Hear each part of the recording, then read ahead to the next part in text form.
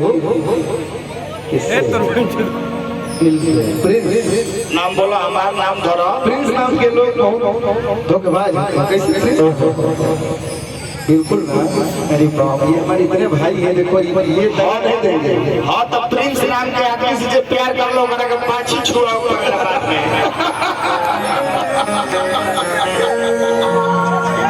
प्यार राजा वो साथ में ठीक है, वो कोई दिक्कत नहीं है। अच्छा इधर वो अच्छा वीडियो बना रहे हैं, इधर आप इधर हो जाओ। प्यार रानी प्यार इतिहास के कहानी हो।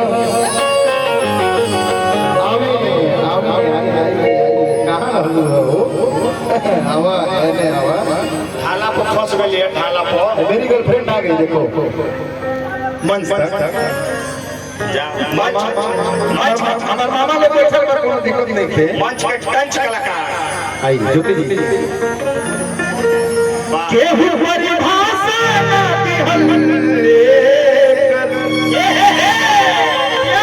प्यार का गंगा जी के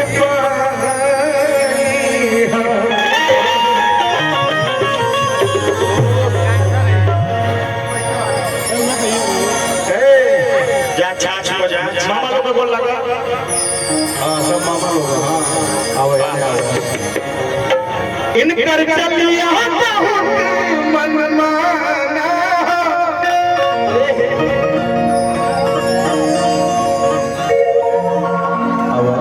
इधर आ रहे करे जा चढ़ा चढ़ा करे जा। तू चल जाइबो तो हम जियब कैसे? अपन फाटल करेजा के सियब कैसे? बड़ा रूप के गगरी बुझा दरुए रानी धार के देबो ना तो पियब कैसे? इस कहर से हटवार हो गई तब हमारी इंतजार बेकार हो गई। इस कहर से हटवार हो गई तब हमारी इंतजार बेकार हो गई। हमारा से हरियर सिग्नल देले रहूं तो दोसर गाड़ी कैसे पार हो गई?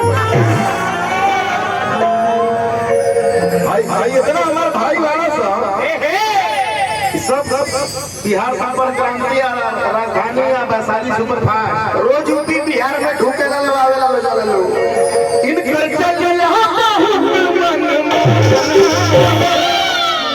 हमके पूछना चाहिए एक बार दोनों हाथ उठा हमारा प्यार नहीं, हमारा प्यार नहीं, इनके प्यार, इनके खातिर उठा लो हमारा प्यार। उठा के दोनों हाथ बाबू जानी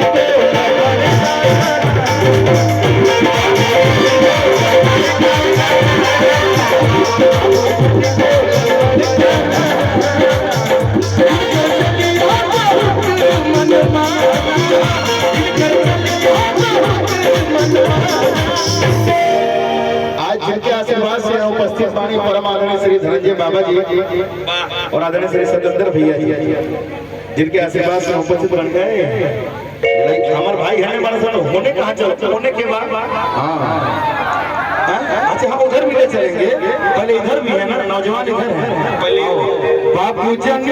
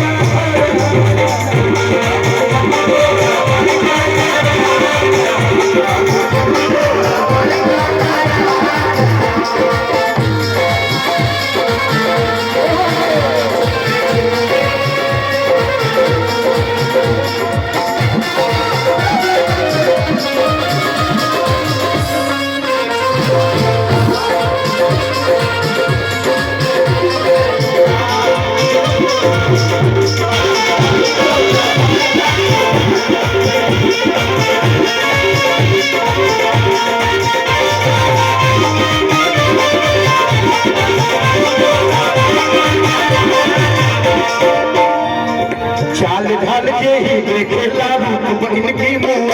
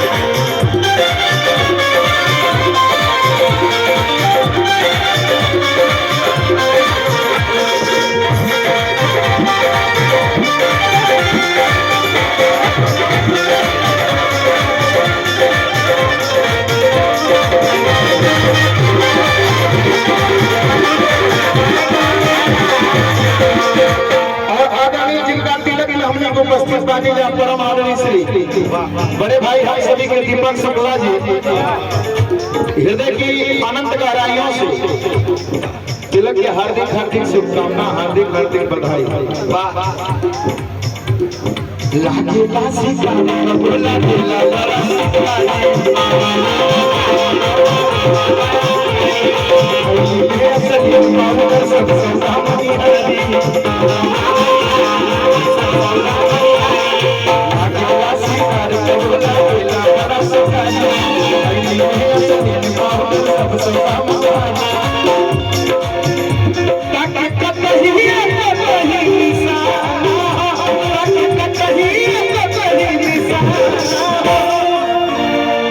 लेकिन आज लागेला शिकार कब लागेला बड़ा शिकार।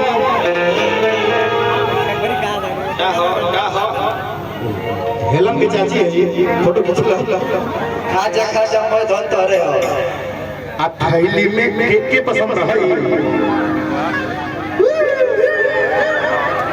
हमार का लागेला शिकार कब लागेला बड़ा शिकार। हमारे जितने म्यूजिशियन हैं उसमें एक ही म्यूजिशियन है कीबोर्ड वाला तो इनको लाइक करता है। नहीं जब हकीकत में तो बहुत तरीका है वो विकास लाइट चलाओ नहीं तोरे बेरारू लगे कमाल से आई कमालू तो लगे बेचा है थैली में असली पाउडर सब सौदा मनिहारी। लेकिन धनंजय भैया, धनंजय मामा, सतेंद्र मामा, सब मामा लोग बैठल बा जिनके तिलक बा आदरणीय श्री दीपक भैया का कि पूरा कहल चाहता कि आजा दिल में भैया ये लेजर लाइट मार रहे हैं, ऑर्केस्ट्रा नहीं है भैया, ऑर्केस्ट्रा नहीं है। प्लीज भाई आप पढ़े लिखे हैं, लेजर लाइट मार के क्या करेंगे? उससे आप खुश हो जाएंगे। वो तरह कुछ और लोग आजा दिल में दीपक शुक्ला भैया और भाभी के लिए तुझको पुकारा रब ने बनाया